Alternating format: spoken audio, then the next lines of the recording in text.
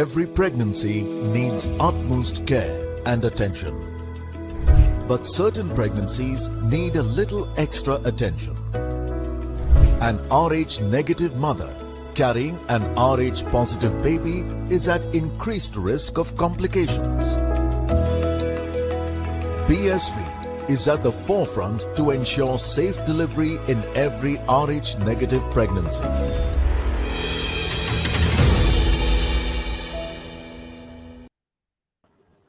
Welcome. You're watching The Outside View by Women's Creek Zone, and it's presented by PSV, Puma, and Wellness, and AMRI Hospitals. And we're at the end of that first innings between India and New Zealand at Hamilton at the Women's World Cup, where New Zealand has set India a target of 261. One wicket left to have, just one wicket there at the end. I want to welcome our experts in on this at this point. Former India cricketer, present captain and former India cricketer was Dan Van Niekerk and Sonia Dabir. Thank you so much, both of you, to join us in. And I must say, pretty spot on with both of your predictions in some sense. Sonia, you said India would be happier if they had sort of restricted New Zealand to less than 250. Maybe that would be the case. They probably gave away a few here and there. And Dan sort of nailing that total there. Yep, that's what it looks at the end. First thoughts, ladies. To you, Sonia. The way actually Sophie Devine started after Susie Bates run out, it looked that they will surely be reaching 280, around 285. But it's nice to see the way Indian bowlers have come back, especially the spell by Pooja Vastrakar and Rajeshwari Gaikwad. That was a brilliant spell, they were getting run. It's not that the way Amy Sadaved was playing and those crucial knock by Katie Martin, they at one point definitely looked with the partnerships of Amy Sadaved, Green, and Katie Martin that they will be crossing a 270 mark. But these two bowlers were not only curtailing runs, but they also got those crucial wickets for the team. Dan, we were speaking about that middle order for New Zealand having to step up and not really be tested so much. Well, that came true here. That came good here. Yeah, I will speak about the engine room, and certainly the middle order, in my opinion, is the engine room. And Amelia Kurd likes apparently to score runs against India. Yeah, she batted really well, and then obviously Amy Satterthwaite, especially after losing Susie Bates. Susie Bates early and Sophie. They kind of had to rebuild, but the way they rebuilt was very impressive. They were still scoring at a good strike rate. They were still, hovering around at the, above 5 run rates. And that's what you want. You don't want the game to, because of Sophie Devine striking the ball really well. And as Sonia mentioned, it kind of looked like she was going to get away there, the way she was hitting the ball. But yeah, and then obviously the Maddie Green, it's just crucial partnerships and the contributions from the middle lower order that, that's the difference between, really good teams and probably not the best of teams, because they still, when they're scrapping, if you call it scrapping, they're not scrapping 210, they're scrapping 260s, 270s because of their middle and lower order. And again, Katie Martin's experience just shone through again. And interesting to see Frankie Mackay coming in later. And I think that was a great tactical move, and it paid off. Even though it was 17 runs, it was 17 crucial runs. I think it was a very, very, it was a very, very well-paced, well-constructed innings, despite an incisive Indian bowling attack. But if you're just joining us at the outside view at this point, let's quickly just take you through how that innings panned out, especially if you have a look at the batting card there. You'll see some very consistent performances, even though India was at it. Few good starts at the top. Of course, Amelia Kurd going in to get her half century. Amy Satterthwaite, how many times have we seen her come in and step up for her team here, especially with both bat and ball? She did it here with the bat. A few key contributions and a lovely knock by Katie Martin right at the end. Maddie Green will be disappointed to not get off going a little more after that start.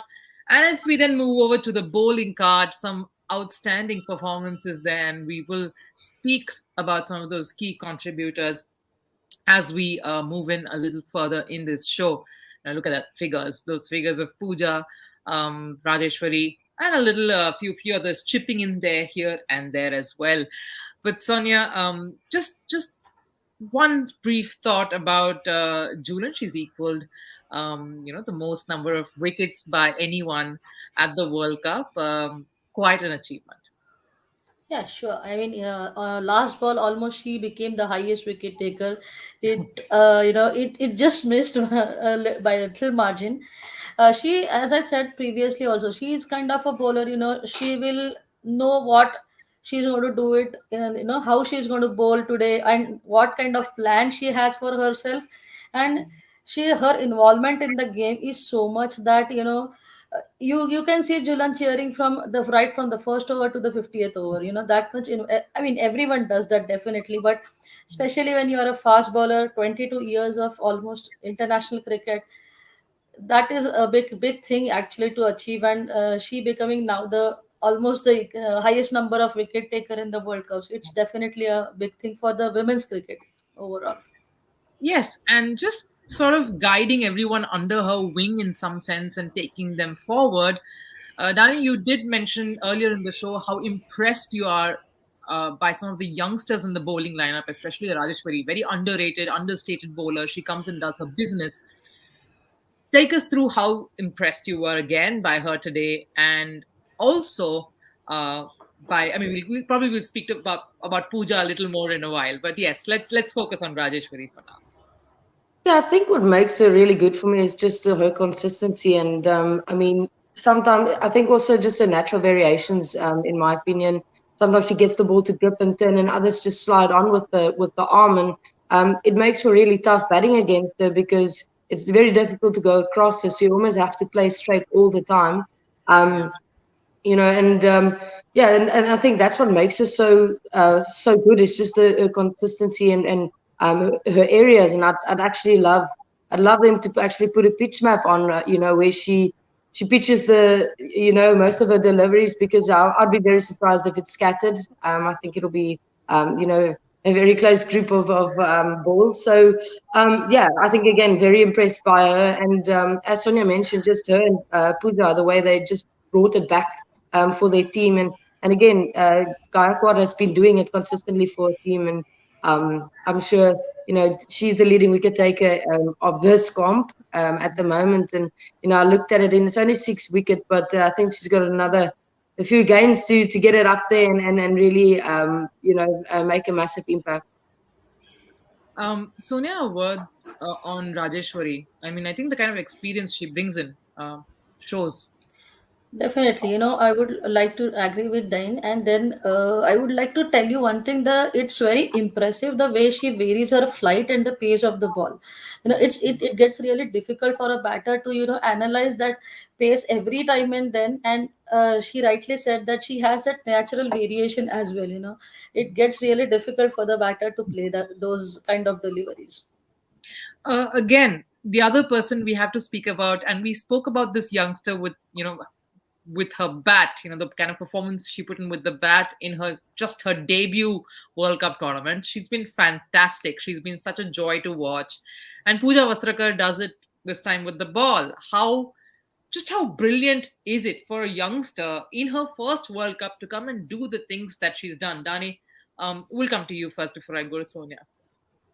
Yeah, very impressive. And what I like about her is just the fieriness and how she goes about it. I'm personally also a very fiery character, and I wear my heart on my sleeve. It's always nice to see a youngster coming in, and age does not define, or experience doesn't define the way she wants to go about her work.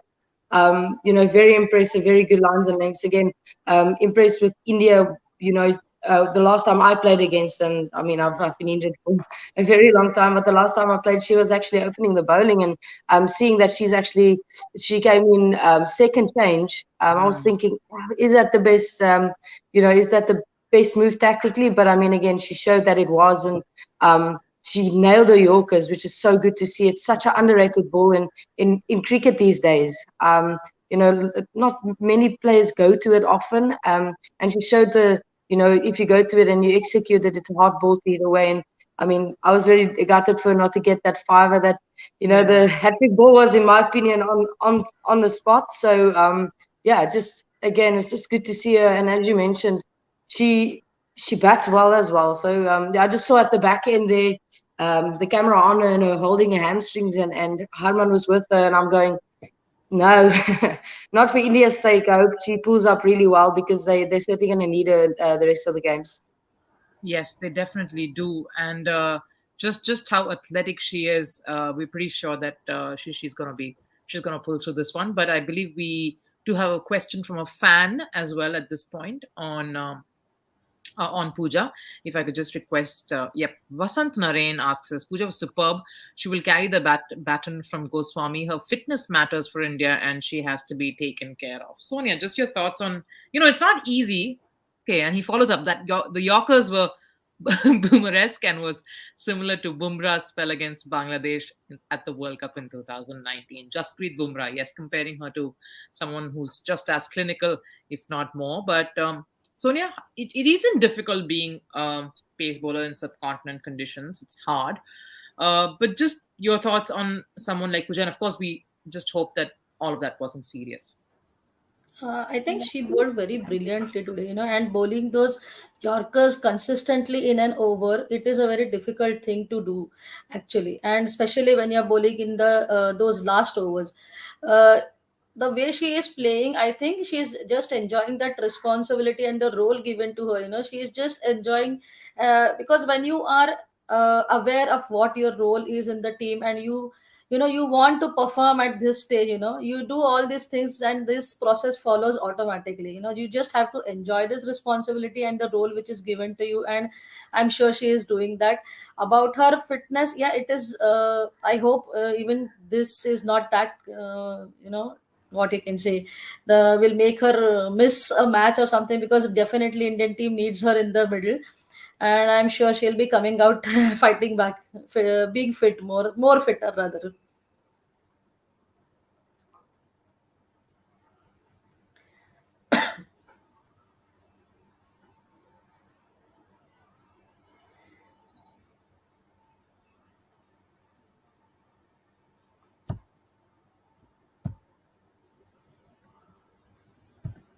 I think we're just I having a hope, bit of a technical yeah, glitch. maybe. I hope you agree to me, Danny. No, absolutely. Especially being so young, I think she needs to be managed really well. It's all about workloads, and you look at the all-rounders across the world. I mean, Marizon, for instance, I know obviously personally very well, and it can take a toll on your body, and yeah, you want her to have such a long career, and as long career as I mean the Julans and the Mitalis, and again, as you mentioned, just she's going to need to be managed really well, and she looks quite fit. She's young, so I think the body will pull through. So Definitely, definitely. hopefully, again, it's not too serious. But no, I just think, yeah, she's such a talent. I just watched the replays from her bowling now, and it was pretty. I got a bit excited to watching it again. I'm Yeah, sorry. definitely. I'm sorry for leaving you there, ladies. It's a bit of technical difficulty and has to happen when we are doing something like this across many countries together. But thanks for hanging in there. I know we were speaking about Pooja earlier, but let's just sort of cross over to the New Zealand batting lineup and probably just throw some light on some of those aspects over there. Susie Bates, again, pretty unfortunate at the top there. I know she's been wanting to get into that thick of it and get that momentum going. But just that partnership between Amelia Kerr and Sophie Devine, probably a nice solid start again by them, Dane. Yeah, again, just I mentioned Amelia likes to score runs against India, and she showed it again today. It would have been nice to see her just kick on, just to take it a bit further. But I mean, she did a great job, especially again losing somebody like Susie Bates is never great. She comes with a lot of experience, and she hits the ball pretty hard, and she generally strikes it very quickly. So coming in with Sophie, I think Sophie took a lot of pressure off of Amelia. She was striking a little bit slower at the start, but again, she's such a talent. She made it up really quickly, and I mentioned a couple of times where the impressive thing about New Zealand's batting innings for me is the way they kept that run rate still above fives. It's so easy when you lose somebody early, drop the intensity, drop the run rate, and the game just kind of dies a little bit. But um, I think I think that's what teams should aim for in this World Cup, is really pushing the envelope. You can't be timid. You can't be you're not going to win a World Cup being timid. You're going to have to take the game on, and New Zealand definitely showed that with every single batter that came in, consolidated a little bit, and then went into the next year and tried to strike it a bit quicker. Actually, that's a very valid. That's a very good point there, Dane, and something that very few teams tend to do. India was actually spot on in trying to get those regular wickets and the regular breakthroughs. They did their best to sort of put a stop and sort of get their momentum to sort of stop and arrest it. But New Zealand just kept coming back at it. Just your thoughts, especially Sonia, on the way Amy Satterthwaite and yes, everyone else, like Dane says, everyone else sort of did their part in not letting that momentum rest. But let's first speak about Amy. What a beautiful, brilliant knock again by someone like her. Took her time, but I think at this point that was crucial. Yeah, initially she did take her time, but the way she came back, 75 in just 84 balls. It's the best part was the way others were coming around and revolving around her, and the run rate was continuously above five. So that was the best thing for the New Zealand, because they never stopped scoring runs, even though they had few one or two wickets falling in front of them. Amy Sadewet, the best part with every batter she batted was the rotation of strike. They were continuously focusing on those single and doubles, one odd boundary, and it was like 6 7 6 7 runs, or maybe 5 6 runs per over. So the, as rightly said by Danny, the momentum was never slowed down. They were scoring runs, and that was a very good matured innings, and she's used to play those innings. And just to kind of point out how careful they were against the two best bowlers of the lot, Rajeshwari and Pooja. They were very, very reticent against them, and I mean, there was a proper plan in place, right, Dane? Your thoughts on that as well? How did they sort of plan their attack? Yeah, I just look at it as a captain. In any team, you're always going to have that fourth, fifth bowler that you maybe can take on. Yeah, there's not many teams that's got the luxury of having five bowlers that's just going great every game. And I think tactically that was very good from New Zealand. Is just identifying that fourth, fifth bowler, and even sixth bowler that you can take on. So you can kind of almost calculate where like um, Pooja went for 35 or 30 odd, or as I wrote down 35 from a 10. And yes, she bowled very well, but it's 35 runs or 34 runs and then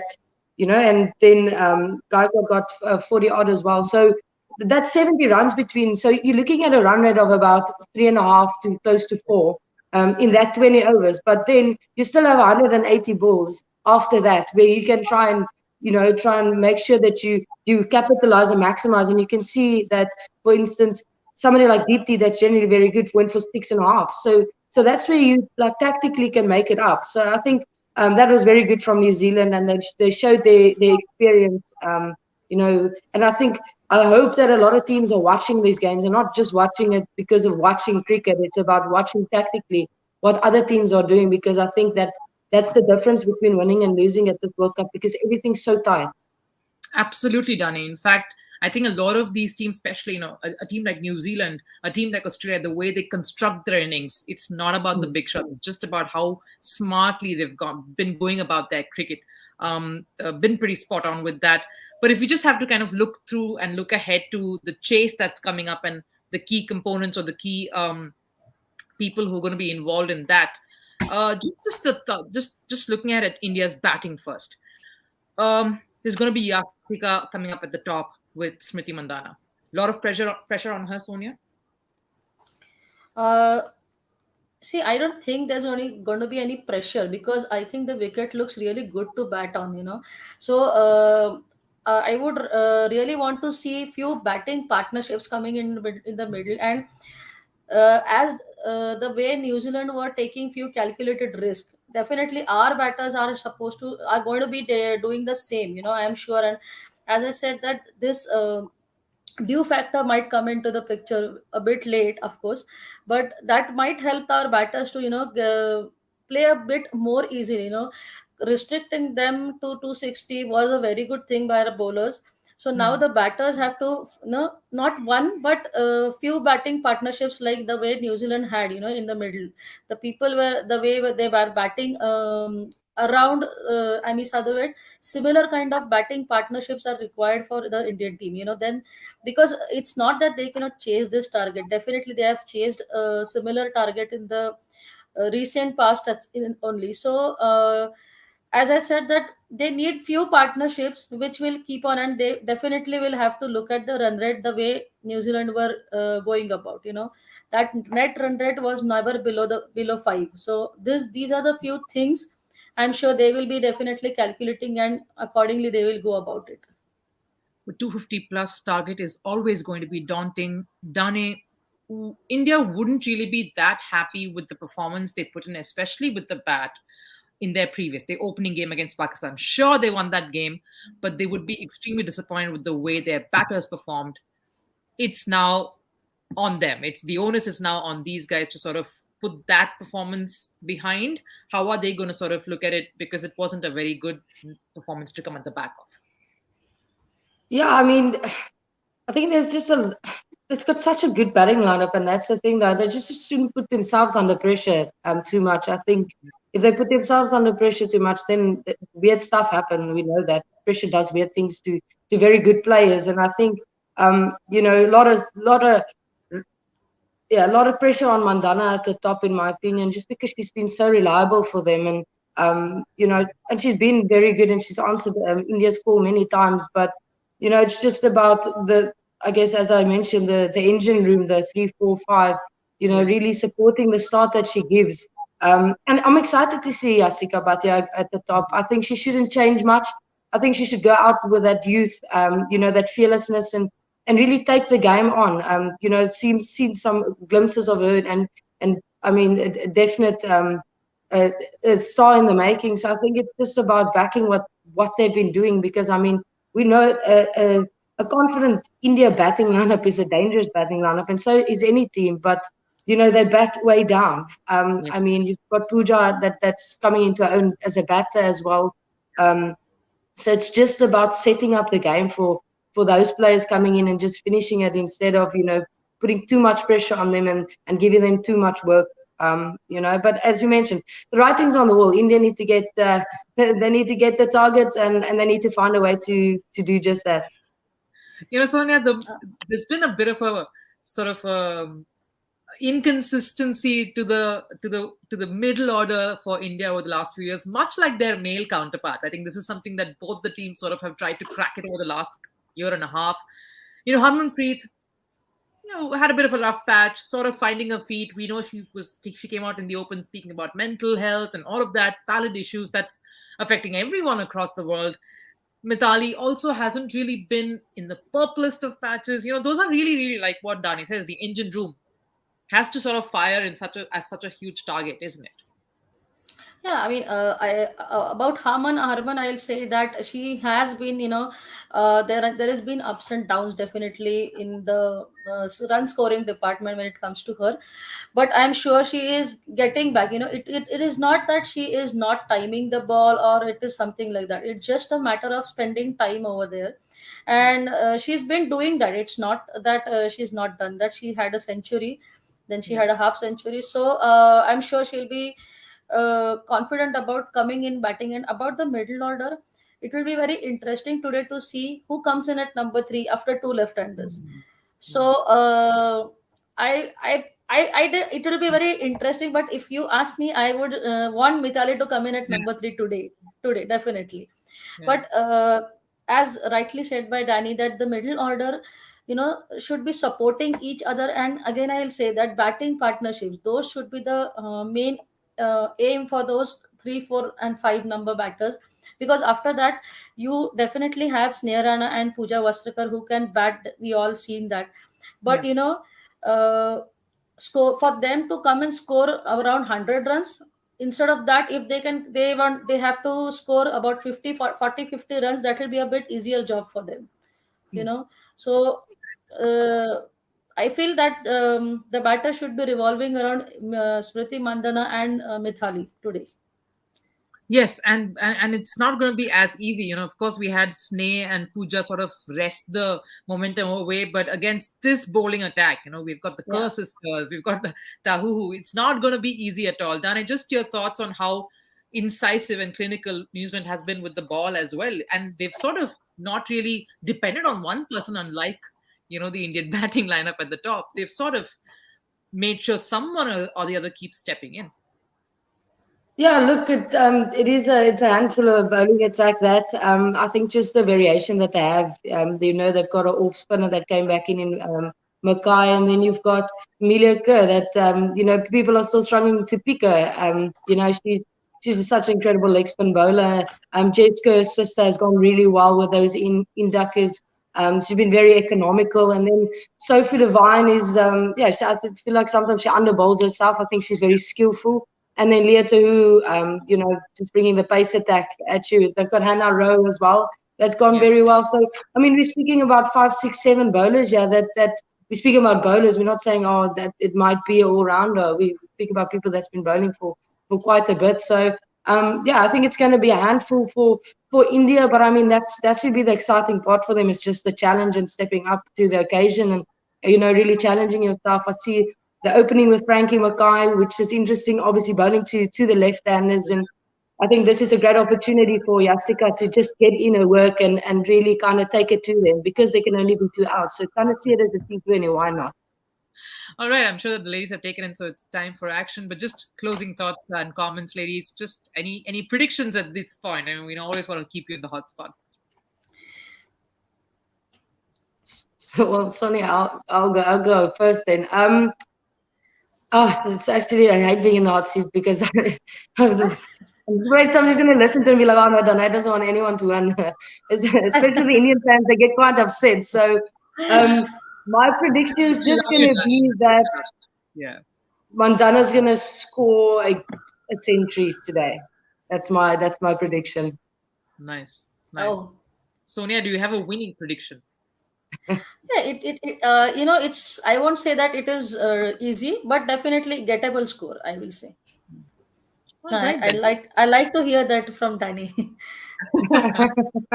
And you see Sonia's face, big smile, 100. Yeah, yeah, definitely. So Mandana scoring a century, who would not like that?